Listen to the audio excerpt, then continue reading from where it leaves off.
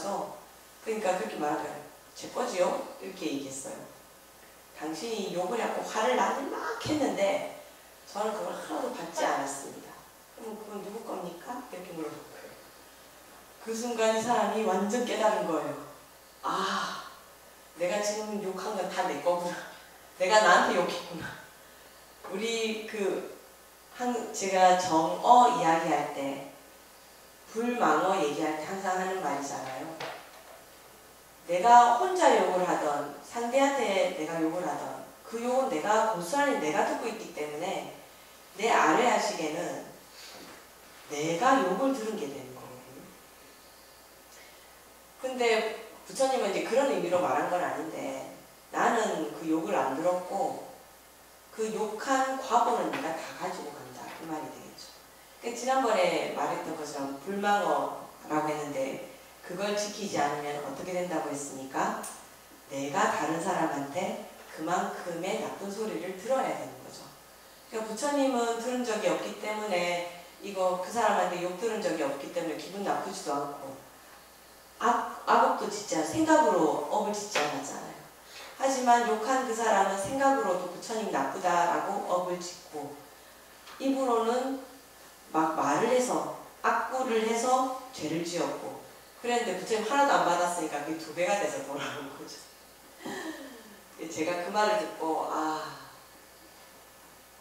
항상 평정심을 유지하라는 것이 이것 때문이구나 라고 생각을 하고, 저도 화를 안 내려고 무지하게, 그걸 듣고 정말 깨치는 바가 있어서 제가 여러 가지 마음을 쓰는 것도 많이 생각하게 됐어요.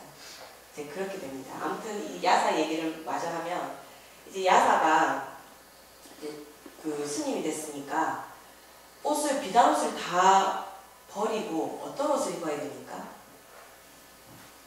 기억나나요? 출가를 하게 되면 스님들은 어떤 옷을 입어야 되냐면, 무덤가에 가서 시체를 덮었던 그 천을 내가 두르는 거예요. 그게 가사거든요. 분소의라고 합니다. 그래서 시체가 덮었던 옷을 깨끗하게 빨아서 그걸 걸쳐요. 그러니까 거적대기 같은 옷이죠, 그죠? 그래서 녹야원이 바라나시에 있거든요. 바라나시 거리로 탁발을 다니는 거예요. 근데 야사의 친구들이 그걸 보고 너무 기가 막히지 않겠어요? 그럼 우리 다 뭐하러 갑니까? 스님들 출가하고 나면은 친구들이 막 찾으러 오고 왜 네가 여기 왔냐고 찾으러 오고 막 그런다는 말 있잖아요. 아버지도, 근데 이 부모님들도 너무 평안해. 그러니까 안 되겠다, 이거 사이비 교주한테 속았구나 하면서 5 친구가 우르르 몰려가가지고, 야사야 가자 이렇게 해요. 근데 알죠? 그 5 친구도 다 출가하겠지. 각각의 친구들이 다 야사를 데리러 왔는데 그것 때문에 다 출가를 해요. 그래서 부처님의 제자가 50비구가 됩니다. 50명이 돼요. 나중에는 좀 더 가서 60명이 됩니다. 그래서 60명이 되고 나니까 모두가 다 아라한이 됐어요. 번뇌가 없는 거죠. 그래서 한 비구가 물어요. 누군가에게 설법을 해주고 그 사람이 출가를 하고 싶어 하면 어떻게 해야 될까요? 라고 하니까, 이제 지금까지는 부처님께서 전부 출가를 시키고 삭발을 해주셨잖아요. 이때부터는 이 비구가 60명이 됐을 때는 그 비구 각각이 출가를 시킬 수 있게 된 거예요. 그래서 삭발을 해주고 출가를 하도록 해라 라고 해서 모두가 흩어집니다. 각자의 곳에 가요. 그래서 부처님도 이제 홀로 남으신 거죠. 그래서 부처님 홀로 남으셔서, 여기 책에 보면 까사파 사명제가 나와요. 이 까사파는 외도인데요. 그러니까 베다를 외는 사람이에요. 베다를 외는 사람들은 불을 잘 신봉하거든요. 불의 신을 아그니라고 해요. 약간 아궁이랑 비슷하지 않아요? 아그니인데 불의 신이거든요. 그래서 어떤 사람은 그 타밀어랑 우리나라 한글이랑 비슷하다. 또 말이 비슷한 것도 많다. 뭐 그렇게 할 때 이게 우리나라 아궁이가 아그니에서 왔을 거다. 뭐 이렇게 하는 사람도 있어요. 근데 뭐 그렇진 않겠죠. 무슨 인도의 말이 이까지 와갖고 뭐 그거 하겠어요. 근데 비슷하게 들리긴 하죠. 그 외우기는 쉽잖아요. 불신 아궁이래 이렇게 아그니를 모시는 그러니까 불을 신봉하는 그 외도였어요. 그런데 부처님께서 매일 그 집에 가서 탁발을 하는 거예요. 근데 뭔지 모르게 이 부처님을 보면 쫓아내지 못하겠어. 그래서 항상 이렇게 좀 이렇게 탁발을 하러 오면 음식을 공양을 했어요. 그러면 자기 절이 산 위에 있으면 부처님은 곧 산 기슭에서 수행을 하면서 살고 계셨던 거예요. 그래서 어느 날 이 그 까샤파 중에 형이 내일이 엄청 큰 행사가 있는 거예요. 그러니까 공양물이 엄청 많이 들어와. 근데 부처님이 그 사문이 공양을 받으러 오면 나눠줘야 되잖아요.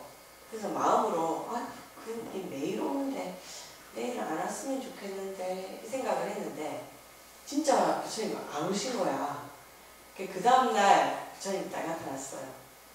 그래서 까샤파 형한테 형이 그래 어제 우리 잔치도 있어가지고 엄청 먹을 게 많은데 어제는 왜 안 오셨습니까?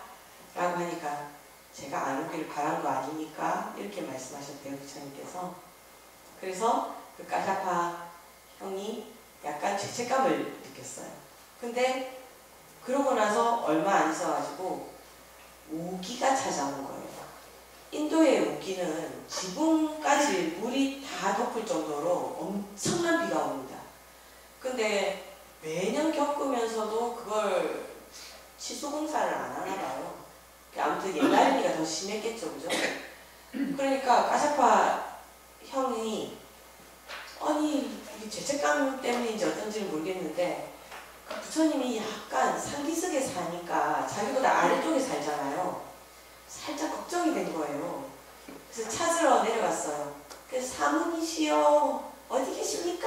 하고 막 불렀어요. 그랬더니 여기 성경인 이거 따라한 거 아닌가 싶은데 부처님이 무리를 막 걸어서 나오시더래요. 그래서 이거 전에 그 이야기가 있구나. 그걸 보고 신통력을 보고 제가 이야기 한 개를 빼먹었는데 그 빼먹은 얘기를 다시 돌아가서 그걸 보고 이분은 정말 대단하신 분이구나 라고 생각을 해서 이 까샤파 이 형제가 셋인데 이 형이 제일 먼저 부처님한테 출가를 합니다. 근데 이 불을 모시는 이 종교였기 때문에 신도가 한 500명이 됐어요. 근데 이 까샤파 형이 500명 모두를 데리고 출가를 해요. 그러니까 이 형이 출가를 했다는 소리를 듣고 형제가 셋이잖아요. 나머지 두 형제가 깜짝 놀라서 형 왜 그러냐면서 막 찾아오는 거예요. 찾아오면 다 어떻게 되죠? 다 출가시죠. 너무 시시한 얘기같이 들리죠. 그렇지만 그만큼 부처님을 보면 출가하지 않을 수 없다. 그 사회현상이 됐을 정도라고 하니까요. 그래서 까샤파 형 삼형제를 모두 출가시키게 됩니다. 그리고 이 까샤파 형이 부처님이 계속 탁발을 올 때 쫓아낼 수 없었던 이유 중에 한 개가 뭐가 있었냐면 처음에 이렇게 탁발을 하러 갔을 때 제가 이 근처에서 좀 이 아시람에서 이 근처에서 제가 좀 묵으면서 수행을 해도 됩니까? 라고 물어봐요. 그러니까 되긴 되는데 우리 절 안에는 그 독을 뿜는 용이 있다고 그 독을 뿜는 용이 있으니까 샤워하면 그거 난 모른다 이렇게 얘기를 한 거예요. 그래서 난 상관없다고 하면서 부처님이 그걸 도마뱀 크기로 만들어버린 거예요. 그래서 그걸 보여주면 요거 말하느냐고. 거기서 기가 한번 죽은 거예요. 그래서 안 그래도 약간 이게 내 자리를 뺐을 것 같은데 나도 아라한인데 저 사람은 나보다 더 높은 아라한인가? 좀 불안을 느끼고 있는데 그런 일들이 일어난 거죠. 그래서 까샤파 형이 그 무리를 걸어오는 그 부처님을 보고 이렇게 출가를 하게 되면서 할 때 부처님께서 다 아시고 이렇게 말하는 거예요. 까샤파요, 그대는 아란이 아니다. 아란은 이렇게 해야 된다. 라고 하면서 또 뭘 얘기했겠어요? 고신멸도, 사성제, 팔점도 얘기하고 출가를 시키는 거죠. 그래서 부처님 앞으로 이렇게 많은 사람들이 출가를 하게 됐다. 전법을 시작했다. 라는 것이 오늘의 주제거든요. 근데 이 불교 입문 처음을 이렇게 보니까 방금 말했던 이 야사의 이야기가 나오면서 왜 우리가 종교를 가져야 되는가. 그 많고 많은 종교 중에서, 그리고 요즘 같으면 사실 종교를 가지는 게 큰 의미가 있다는 생각이 드시나요? 어떠세요? 종교 왜 가지세요? 누군가는 그러더라고요. 사람들이 뭘 얻고 싶은 것이 있고 이루고 싶은 것이 있으니까 절대자한테 그걸 부탁하려 가야 되니까 그래서 종교가 있어야 된다. 이런 말을 하는 경우도 있더라고요. 내 마음이 이걸 얻을 수 있을까 없을까 너무 불안하잖아요. 어디에라도 매달려서 내가 원하는 것을 얻고 싶은 마음, 그것 때문에 종교가 있어야 된다. 그런 말을 하시는 분도 있긴 있더라고요. 근데 맨 처음 종교는 그런 식으로 시작됐을지 모르죠. 옛날 종교는 왜 제가 요즘 종교가 필요합니까? 라고 물어봤냐면 옛날의 종교는 의술도 했어요. 지금 계신 분들은 좀 젊으신 분들이 많아서 그런 경험이 있으실지 모르겠는데 옛날에는 뭐 장례식장 갔다가 체하거나 이렇게 하면 바가지에다가 칼 뭐 이렇게 해가지고 머리에다가 씩씩 뭐 이런 식으로 하고 그 다 종교 행위거든요. 또 그렇게 해서 칼을 밖으로 던져가지고 칼날이 바깥으로 가 있으면 멋있게이고 뭐 이런 거. 또 저는 절집에 와서 뭐라더라? 또 뭐가 있죠? 나간 사람이 안 들어온다. 그러면 그 사람 양말을 부뚜막에 걸어두면 나갔던 사람이 돌아온다. 산타크로스. 그러니까 이게 양말이 여기 있으니까 돌아오라 그런 의미인지는 모르겠는데 뭐 그런 거 있지 않아요? 그런 거 다 있잖아요. 그리고 지금은 옛날 통신이 잘 안 돼 있으니까 뭐 밖에 나간 아들을 위해서 장독대나 조항신에다가 기도하고 이게 다 종교거든요. 그럼 종교가 무엇을 다 담당했나요? 의술도 담당하고 그리고 또 비가 안 온다거나 이렇게 하면 일기예보, 요즘처럼 과학적으로 일기예보를 해서 이때쯤 비가 올 겁니다 뭐 이런 예측하는 것이 아니고 기우제 지내고 그죠? 다 종교잖아요. 그리고 뭔가 전쟁을 해야 된다. 그리고 달라이라마 같은 경우에도 티베트로 나갈 때 제사를 지내잖아요. 그래서 어느 쪽으로 가라. 그걸 뭐라고 그러더라? 신통이라던가 아무튼 신한테 어떤 이야기를 듣고 그 이야기대로 움직인다라던가 그런 거 다 종교였잖아요. 근데 요즘은 부뚜막에 양말 걸어놓을 필요 없죠. 전화하면 되잖아. 너 왜 안 오냐 이런 새끼 이렇게 전화하면 되고 또 아프면 칼로 씩씩 하는 거 아니고 병원 가면 되고 그리고 데이터상으로 나 이 일을 하면 될 것인가 안 될 것인가 요즘 데이터로 다 나오잖아요.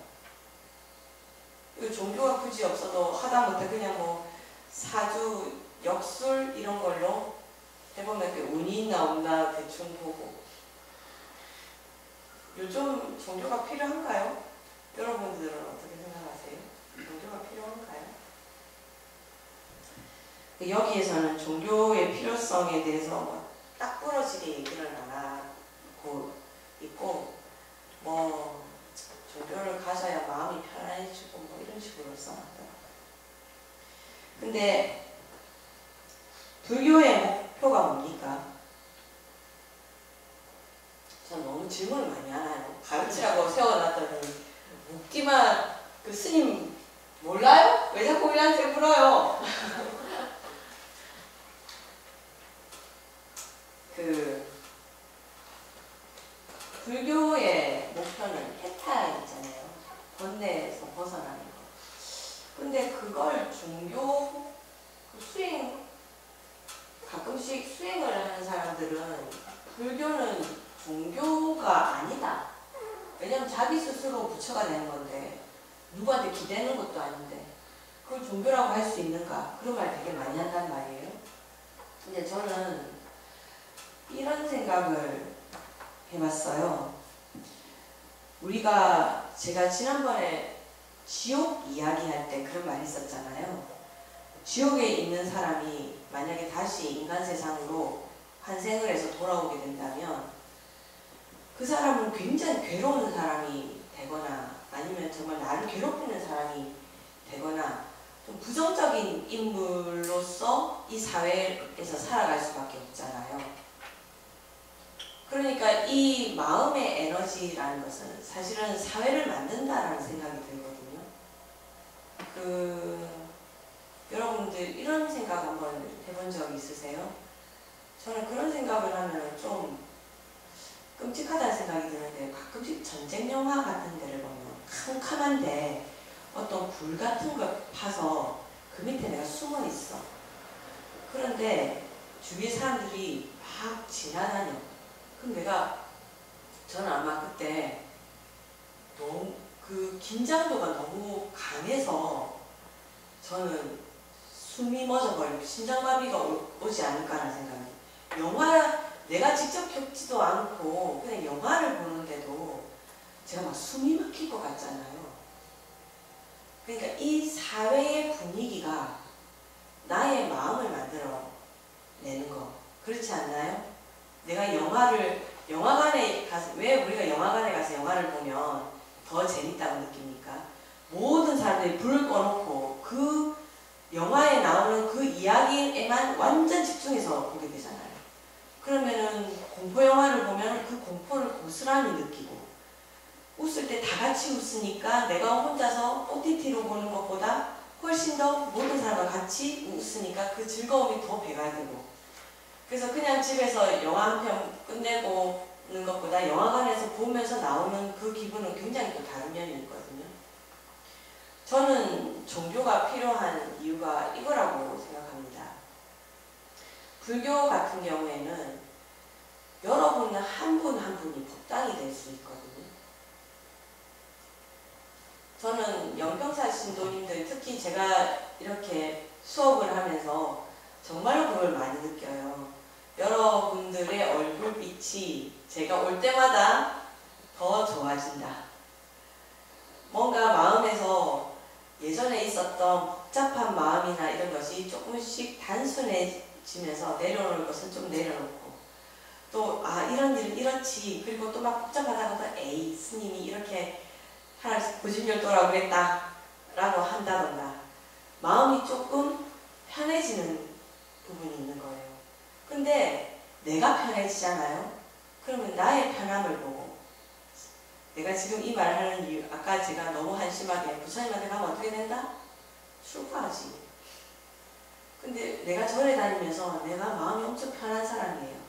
그럼 나를 보는 사람마다 다 어떻게 된다? 너 어느 절에 다녀? 이렇게 된단 말이에요. 나는 너무 괴로운데 이 절에 다닌다는 이 사람은 너무 마음이 편해 보여. 저 사람은 절에 다니면서 어떻게 저렇게 마음이 편하지? 알고 싶겠죠. 그럼 물어보겠죠. 난 절에 다녀. 절에서는 뭘 가르쳐 주는데? 번뇌를 없애라는데 나 잘 모르겠다. 나만 타볼만 해. 모르면 그렇게 말할 수 있잖아요.